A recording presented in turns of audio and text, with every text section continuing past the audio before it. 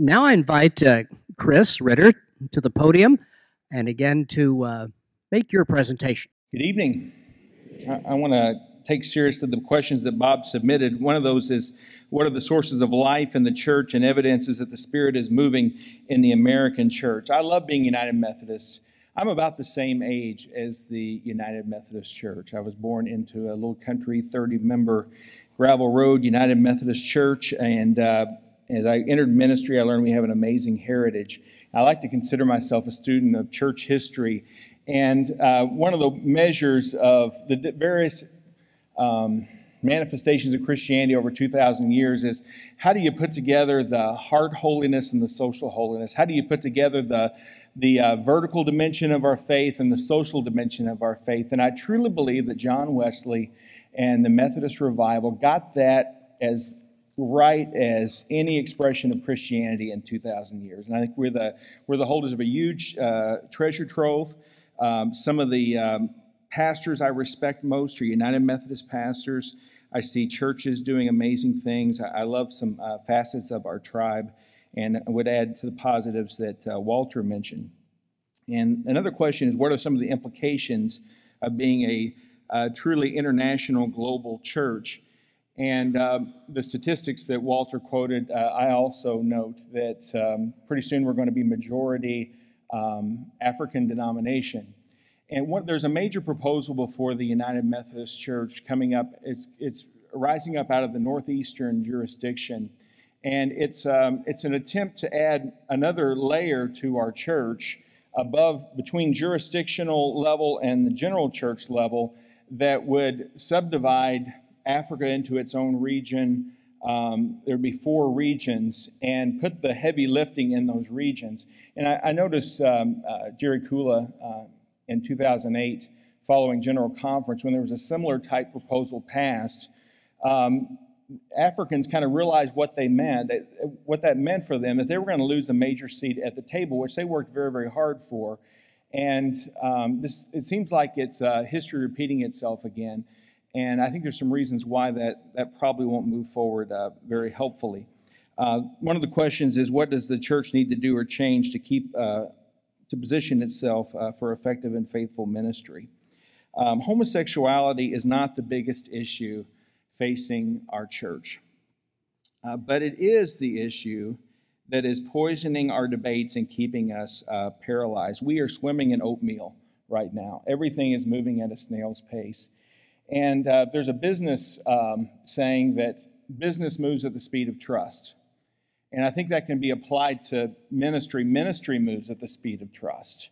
And Walter cited the call to action report that says trust is the biggest deficit in our church right now. There's a reason why the wheels are grinding, and it's because we don't trust one another. And it's an issue like homosexuality and the place of homosexuality in the church that I think is pointing to the larger divide we have over the source of our authority as in the church, and how do you read Scripture?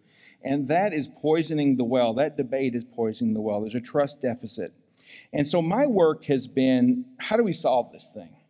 Is there a way to move forward without schism? Is there a way to move forward productively and work toward a comprehensive solution? I think the best thing that we can do at General Conference 2016 is solve this issue and draw the poison out of the wound so that we can talk about other more weighty matters of mission and ministry. Last year, we saw it was a troubling news year in the United Methodist Church. We had the Frank Schaeffer trial and being defrocked and refrocked, and that whole episode, and Bishop Melvin Talbert doing a very high-profile same-sex wedding in Alabama. And good news, issued a statement of alarm about those things. Following that, I believe it was Adam Hamilton that made the suggestion that we just let every local church decide how they want to be in ministry with folks of same-sex orientation. And there was a long speech at our annual conference session. I was just mulling this over in my mind, and that's where, how are we going to solve this thing? How are we going to move forward? Because I've talked to so many people that on this issue over the last year. James Howell is the pastor of Myers Park United Methodist Church in Charlotte, North Carolina. And he would call himself a moderate, but he is trying to make room for more than one viewpoint on the issue of homosexuality. And he's probably worked on this as much as anyone. He's the one that recommended the "we disagree" language in the United Methodist Church. That, well, let's just say in the book of discipline, we disagree. And I believe it was Maxie Dunham that said, well, this isn't the book of disagreements, this is the book of discipline. This is about what we're going to do, and that measure failed. But he said these are two intractable viewpoints that spring from two different readings of Scripture. And someone that has based their life and a major theme of their ministry trying to find middle ground, for him to say there really isn't, that was a startling thing for me to hear from him. He said there is no slam dunk that wins either side of the argument. There's just polar viewpoints, many things that we can agree on in the midst of that disagreement, for sure. Live and let live is difficult under our polity. We have features like open itineracy, which means that any pastor in good standing can be appointed to any church, technically speaking at least. We have ordination standards, which are conference matters, and so you have conferences deciding on this in a certain way. There are no positive models in other denominations to follow. We're the only major U.S. denomination that is not split over this issue, and some of the global factors that Walter talked about play into that. The Evangelical Lutheran Church is not a model for us. They voted to allow same-sex weddings and gay clergy. They don't have the global nature that we have. They've lost hundreds of congregations, many of them the larger congregations. They have a constitutional mechanism that allows churches to opt out. We don't have that. We are tied together as a denomination. We can't just take our marbles and go home. There's no way to do that. They have a call system, and so if there is a practicing homosexual pastor and you don't want a practicing homosexual pastor as your pastor, you don't have to call them. We're an itinerant system with open itineracy.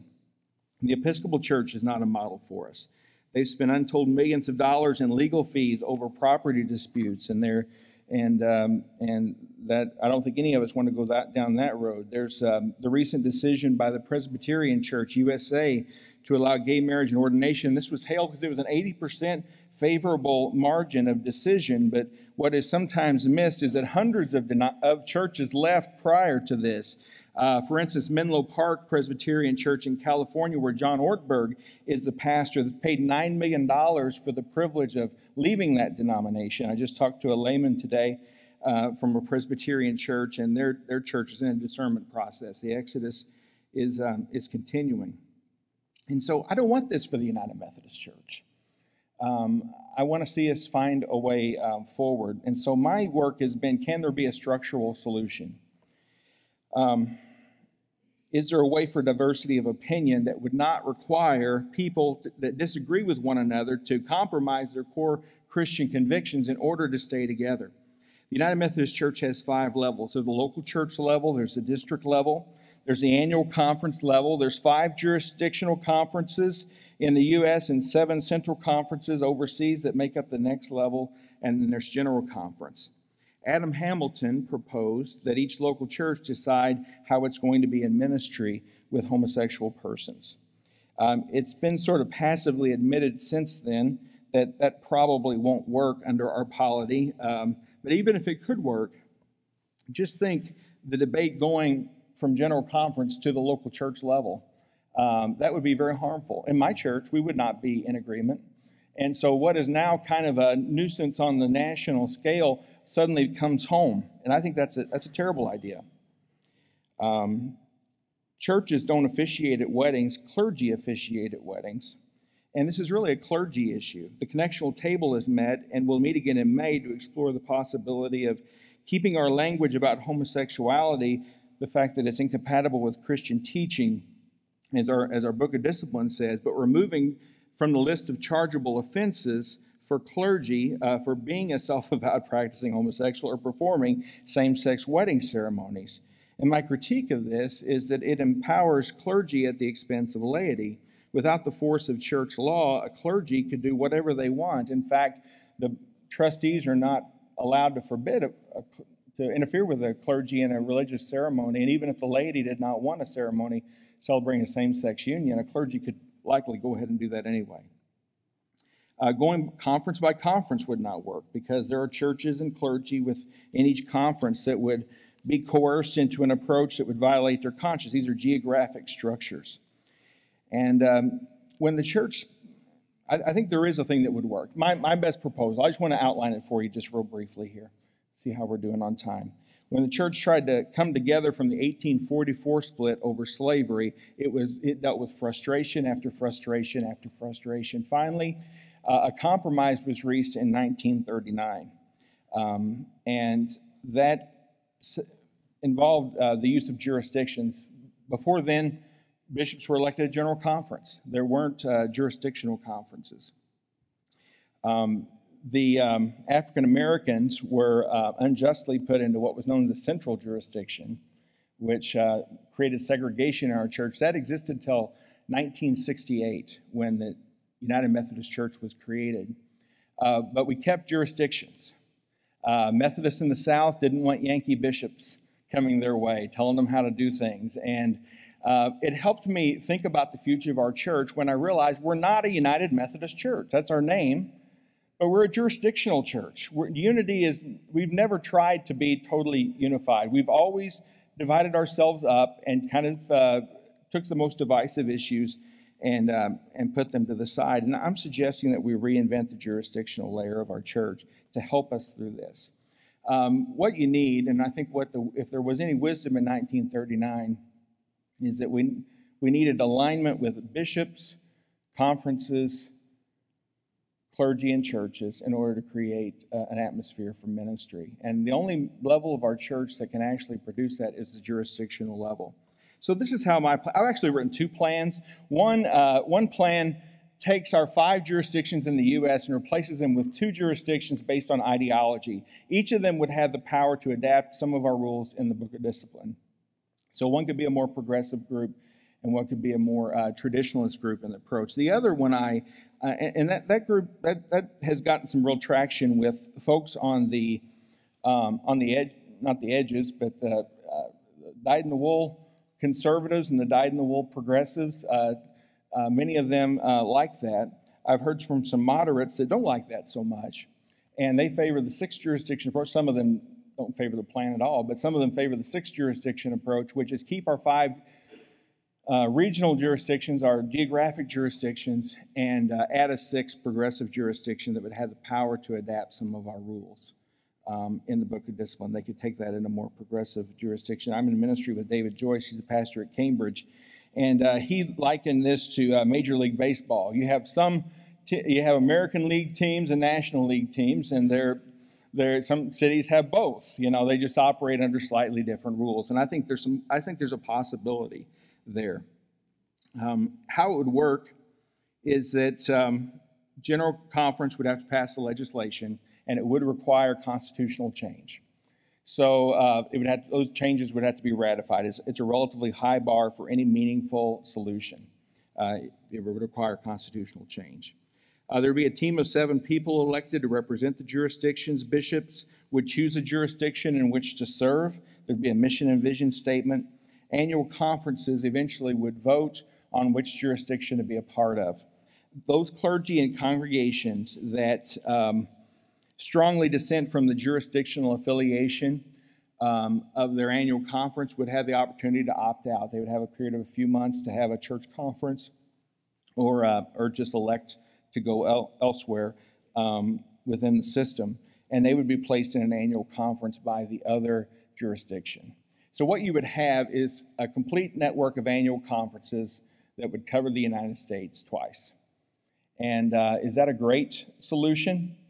I think it gives us a church to argue about something else 40 years later. This will not be the issue 40 years from now. This will not be the thing that we're talking about. But I think it's one way that we can prevent violations of conscience. Those that do not have a strong feeling can go the direction of their annual conference. If you don't have a strong opinion, the default would be to stay with your annual conference. In the end, the jurisdictional conference would convene, redraw their annual conference maps, assist their clergy, and plan mission and ministry. And there would continue to be one United Methodist Church. I think if we solve this issue, we could work on the global shape of the church more constructively. I think the venom and the debate, we'd still get together and argue together at general conference. That's what general conference is for. But some of the venom would be removed because these groups would have the ability to adapt some of our rules. One thing that we want to do is protect. I think a businessman was standing before us. They say you don't want to harm your growing market. You don't want to harm what's going on in Africa. And I think a change in just all of our language affecting everyone would be very harmful to places like Africa. And so we need to find a way to create space for progressives to do ministry without causing violation of conscience in other parts of the country and other parts of the world. So that's what my work has been the last year or so, is just trying to figure that out. And I've got complete legislation for both plans on jurisdictionalsolution.org, and I do a blog called peopleneedjesus.net. Thank you very much. I think you have a brilliant analysis. I think the way that you figured out what's going on is spot on. I have no arguments about that. I'm not sure about your solution. It seems like we would be de facto creating the split that everybody's talking about, and so I would want to explore that more with you. That's all. Great. Well, the first thing I want to say is how fortunate you all are to have Reverend Chris Ritter in your annual conference. I spend a good part of my time watching the church, talking to people, writing. I can say Chris has been one of the, and this is just not me, this is a number of bishops, a number of leaders throughout the church. Chris has been one of the most creative thinkers trying to come up with a solution that would keep us united. And so whatever you may think of Chris's plan, you have to commend him for the hard work that he's been doing to try and make that happen. And so I think you're fortunate to have them. I think good news has been, I don't want to get you attached to someone you may not want to be attached with. And so, but good news has tried to explore Chris's plans very realistically and to try and reach out to moderates and progressives. We've not had as much success as we kind of hoped taking most of Chris's plan and seeing if we could get some agreement across the table. And so that's a bit unfortunate, but there's some time before general conference, and so who knows what's going to happen. And I think that's the biggest thing we have to say. Lots of us like to sit around and prognosticate about what we think is going to happen at general conference. I think the best thing to say is none of us know what's going to happen at general conference. I don't think the delegates themselves know what's going to happen at general conference. But they have to address, as the operations team after the call to action, they really need to some way deal with issues, because we are harming the United Methodist Church. Even more, we're harming the Church Catholic, the Church Universal. Our witness has damaged the entire church, and I think we need to somehow get beyond these so we can return to what we're really called to do. But I don't really, I'm sure some people are going to have some questions for you, Chris, as we go through the night, so thank you. Okay, I'm not really the godless liberal. That's just kind of a joke that we had up here, the godless liberal and the judgmental conservative and the third wheel. That's not really us. That's not really us. We actually get along pretty well.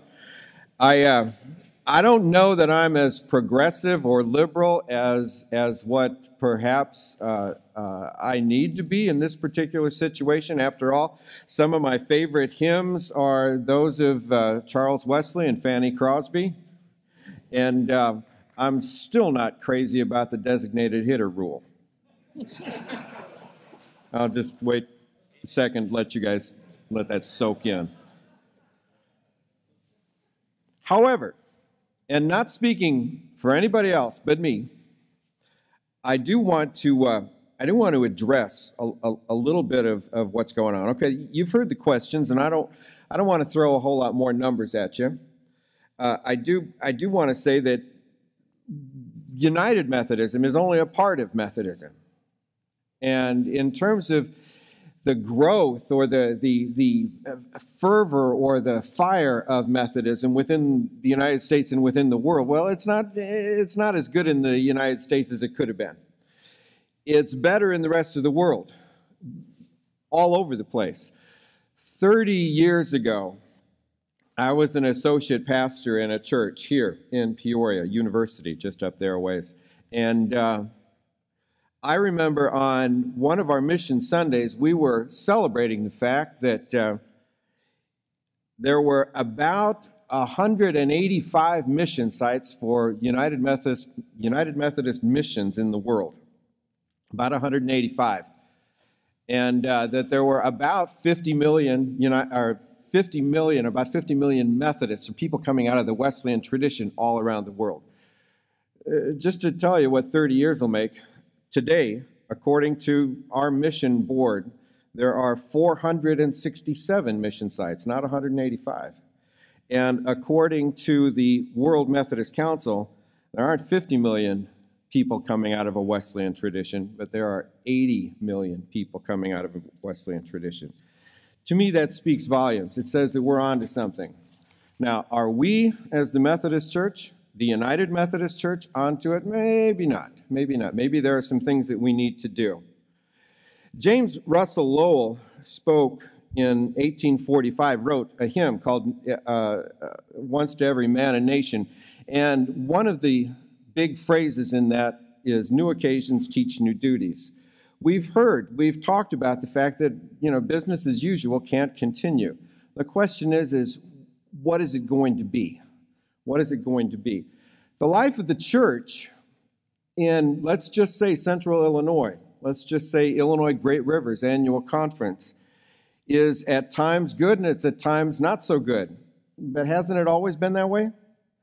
It's at times been vital and at times not so vital. It's been at times contentious and at times it's been working just fine and dandy together. I have to tell you, when I preach, that's what I do, right? I don't like to stand still. I'm not going to use that microphone, but I feel like I have handcuffs, So if I start getting excited, just bear with me, all right? If I were to ask you today to pray, and it's one of the things we do best, right? If I were to ask you today to pray for the situation in Baltimore, we'd have a lot of different ways that we would want to do it. There would be some people who would bow their heads, some people who would lift their heads, some people who would raise their hands, some people who would fold them, some who would expect me to say something, and some people who would expect me to just simply be quiet. Some people would pray for justice. Some people would pray for peace. Some people would pray for the police. Some people would pray for the young men. Some people would pray simply for the family of Freddie Gray. But we could all do that right in here, couldn't we?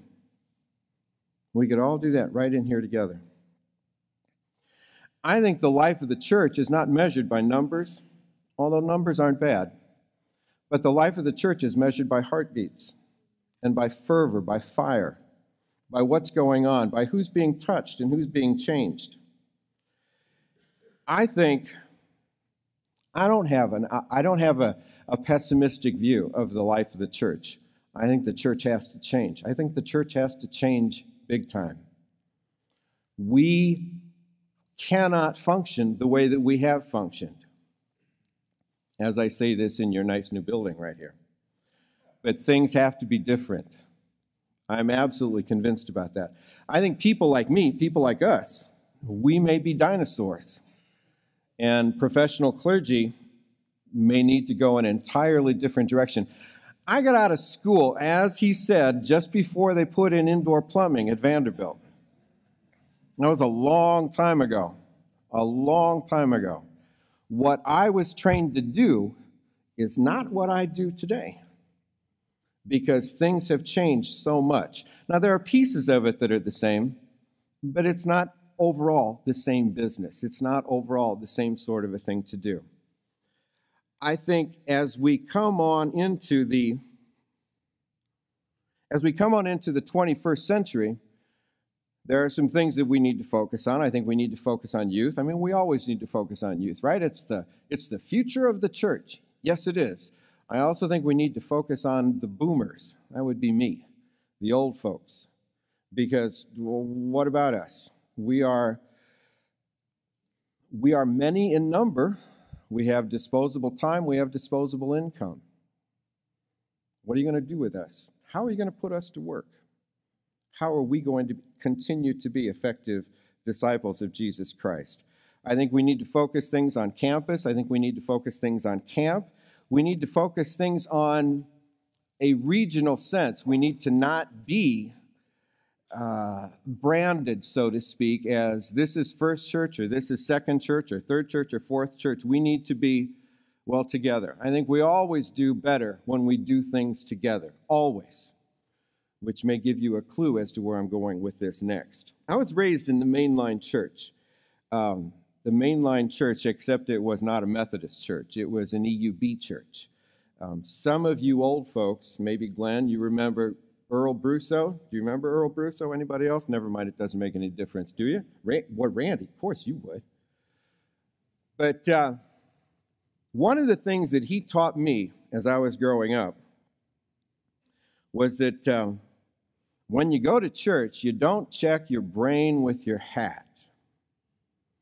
Back then, we had a coat room, and sometimes there was somebody attending the coat room, and you would bring your hat, because gentlemen wore hats to church.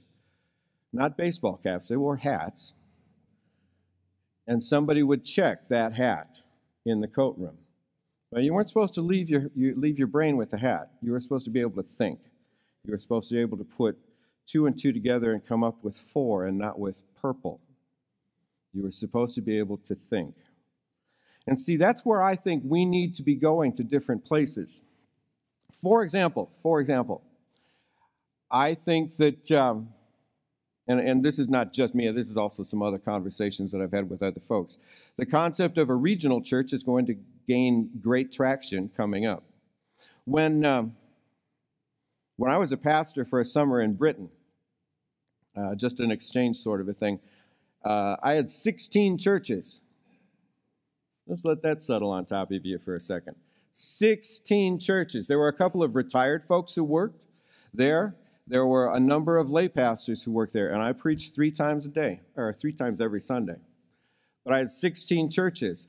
There were churches where when I and the 4 people of my family who were with me, when we attended, when we showed up, we changed it from being a British Methodist church into being an American Methodist church because there were more of us than them. But they kept the church open. They kept the church open because it became a regional area, a regional gathering place for the people of the community. It became a building in ministry and in witness, not just Methodist witness, not just some other kind of witness, but it was the ministry, it was the witness of Jesus Christ in that community, by whatever name it was called. I think that's something that's going to gain traction as time goes on. I think the idea that churches like this one, wonderful as it is, can stretch out and become a church that supports and encourages and helps smaller churches thrive. I think there are different ways that we are going to have to do things.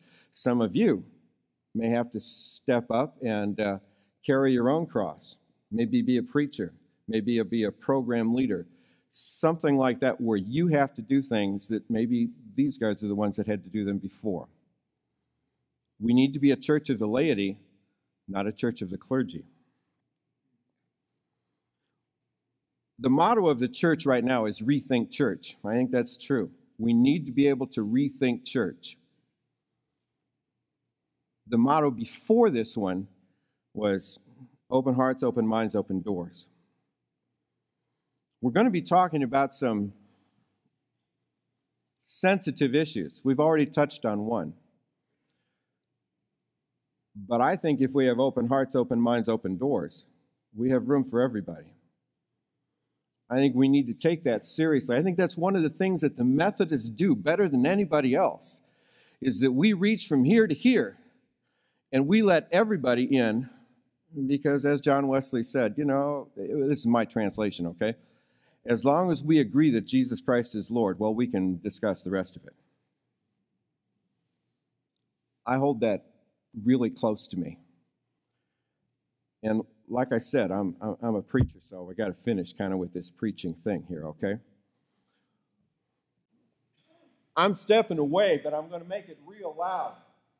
One of the things that we do in my church right now is we sing to open up church. There's no Tom Waits song that we use. It's anybody ever heard of Tom Waits? There you go. He would be appalled to know that his song is being used in church, just so you know. But as we begin in church, I ask people, who's been broken out here? Tell me, who's been broken? Who's hurting right now? Right now. Well, come on up to God's house. It's good. Who's feeling on top of the world right now? Who's just as happy as they can be? Really? Nobody? Well, I am. Who has had struggles in their lives? Come on, everybody needs to raise your hand on this one. Really?